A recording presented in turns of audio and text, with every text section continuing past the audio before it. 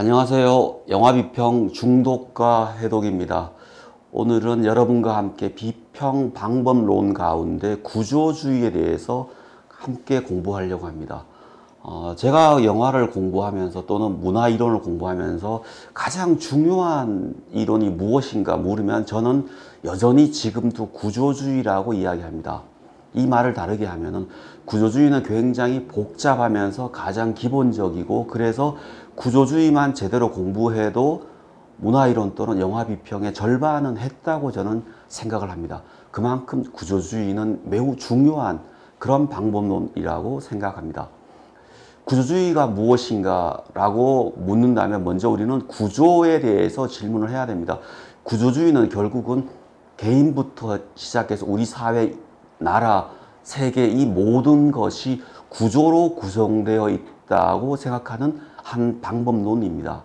그래서 구조주의는 그 구조만 파악하면 나머지 것들을 모두 파악할 수 있다라고 생각하는 그런 방법론인데요. 그런데 여기서 말하는 구조는 눈에 보이는 것이 아닙니다. 그러니까 구조를 왜 분석하냐 하면 구조는 인간의 조건을 찾아가는 작업입니다. 그러니까 인간이 개개인의 의식이 있는데 그 의식이 남녀가 다르고 시대에 다르고 노소가 다른데 그 모든 것들을 넘어서서 밑바탕에 있는 보편적인 질서 또는 객관적인 질서, 그게 바로 구조입니다.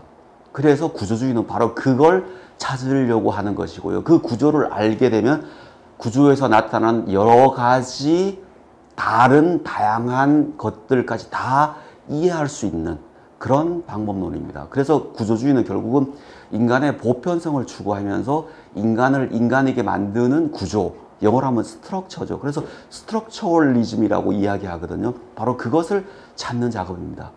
그런데 여기서 구조는 눈에 보이는 게 아닙니다. 눈에 보이는 표피적 현상이 아니라 표피적 현상 밑바탕에 있으면서 심층적으로 작용해서 그 조건에 맞추어서 사회를 또는 인간을 움직이게 하는 근원적인 것입니다.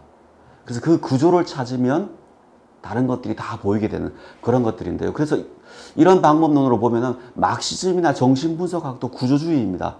막시즘 같은 경우는 인간의 의식마저도 계급에 따라서 달라진다라고 이야기하잖아요. 그러면 결국 계급이 무엇인가, 계급이 어떻게 나누어지는가, 그 구조를 분석하면은 인간의 의식까지, 사회까지, 국가 체제까지 다 분석할 수 있는 그런 틀인 것이죠.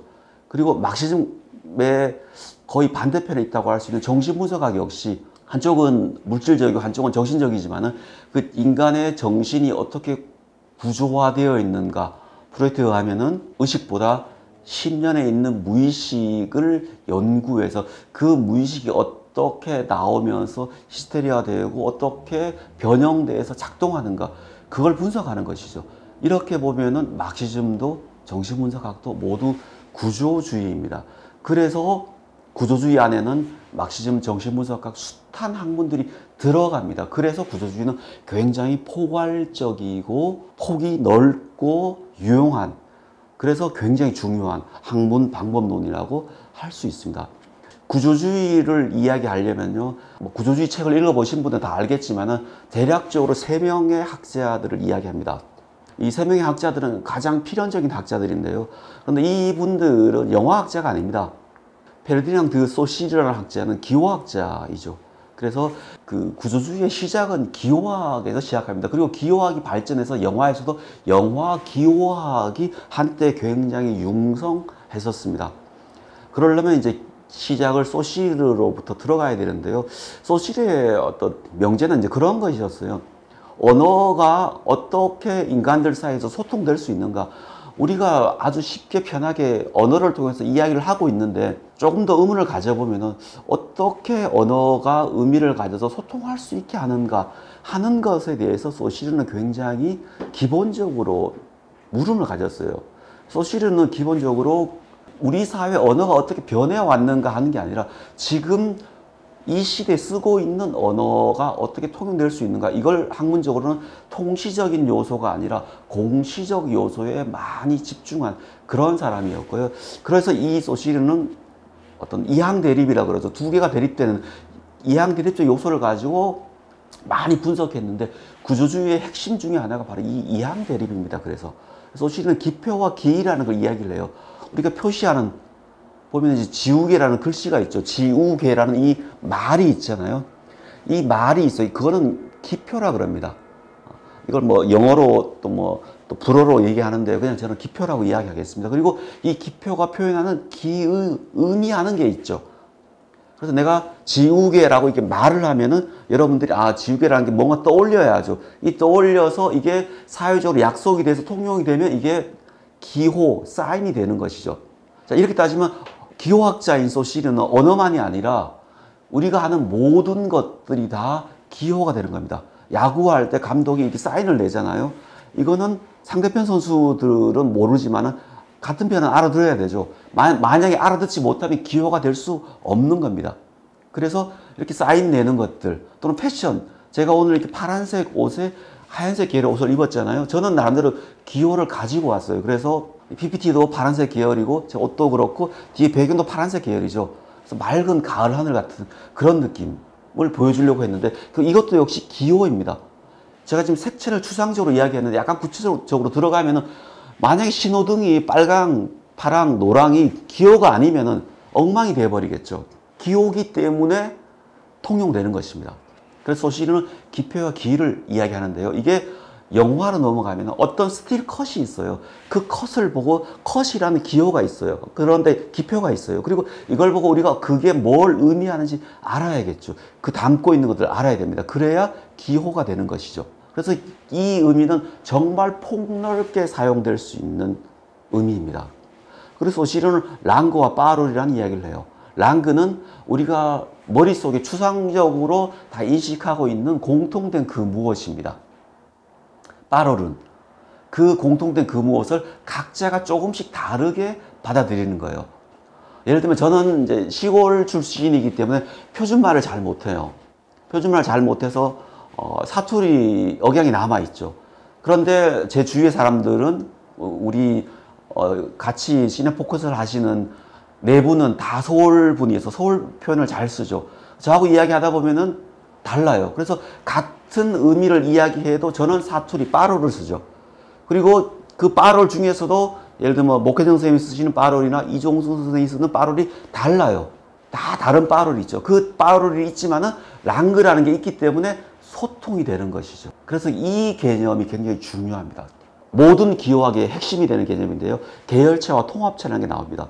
계열체는 어떤 특수한 계열이에요. 나는 밥을 먹었다 그럴 때 나 밑에 너 그때 주어 안에 많은 것들이 올 수 있잖아요. 그 다음에 주격조사가 는 아니라 가, 도 뭐 많은 것들이 올 수 있죠. 이렇게 계열체 중에 하나를 뽑아서 연결하죠. 이걸 통합체라 그러거든요. 그렇게 의미가 형성되죠. 그리고 이거는 내러티브에서도 마찬가지죠. 나는 밥을 먹었다. 너는 떡을 먹었다. 이럴 때 의미가 달라지는데 이걸 영상으로 하면 그 컷에 무엇을 넣느냐에 따라서 의미가 달라지죠. 그리고 뒤에 뭘 편집하느냐에 따라서 의미가 달라집니다.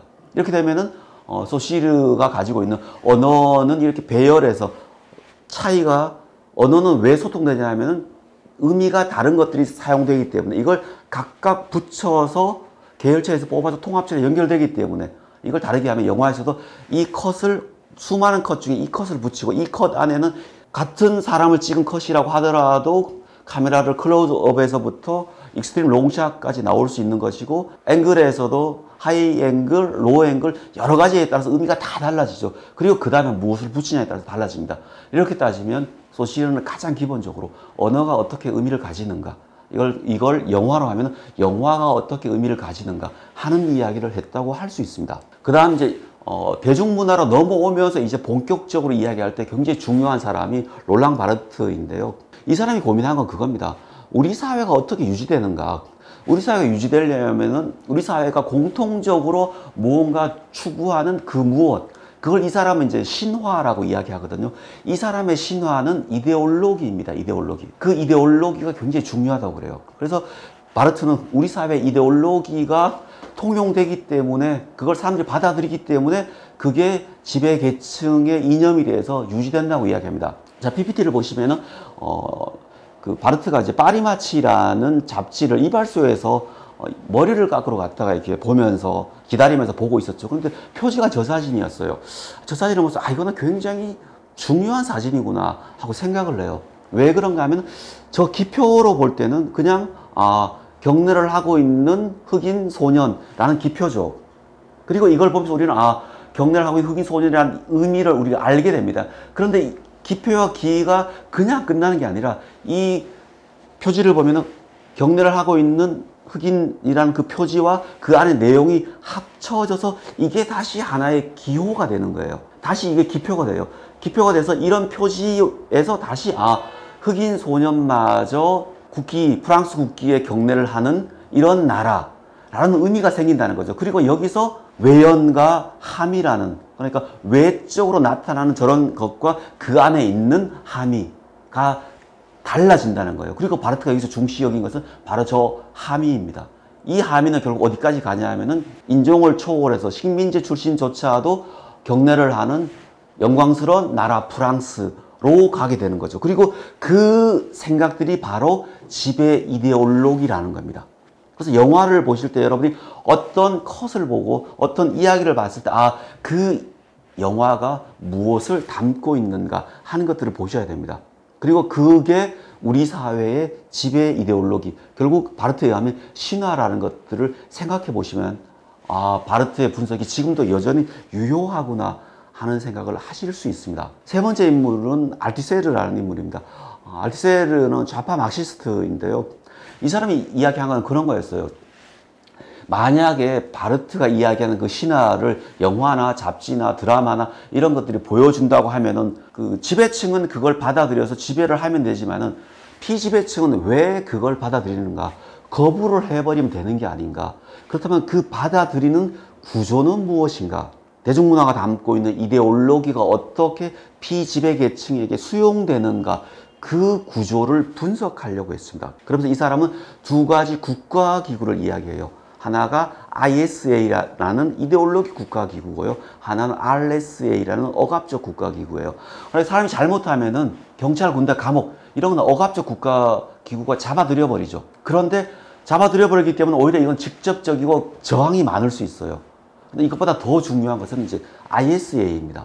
이거는 어릴 때부터 사람이 태어나서 그 다음에 학교를 가고 교육기관에서 배우고 다시 종교적으로 수능에서 받아들이고 대중문화를 통해서 받아들이는 이 과정에서 어릴 때부터 가정에서 예를 들면 페미니즘 이슈로 보면 여자는 그러면 안 돼 라고 계속 이야기하고 교회에서도 하나님은 이불을 어떻게 만들었고 순종해야 돼 이런 식으로 가르치고 학교에서도 남자를 먼저 앞번호해 주고 여자를 뒷번호 주고 대중문화에서도 남자는 당당하게 나오고 여자는 남자의 시선을 기다리는 또 남자는 직립으로 서 있다면 여자는 뭔가 이렇게 누워있는 어떤 시선이 약간 이끄는 유혹하는 그런 식으로 나오는 이 모든 것들이 바로 ISA라고 이야기합니다. 그래서 알티세르에게 중요한 것은 바로 이 ISA를 분석하는 것입니다. 그리고 이걸 분석할 때 알티세르는 그렇다면 왜 저걸 받아들이는가 했을 때 호명이라는 이야기를 합니다. 인터펠레이션이라고 그러는데요. 대중문화는 그냥 이렇게 불러요. 그냥 부르는데 호명하는데 그걸 듣는 많은 관객들은 오디언스는 자기를 부르는 것처럼 느껴서 답을 하면서 적극적으로 반응한다는 거예요. 가령 이제 이런 거예요. 뮤직비디오를 보면은 아주 노골적으로 호명을 합니다.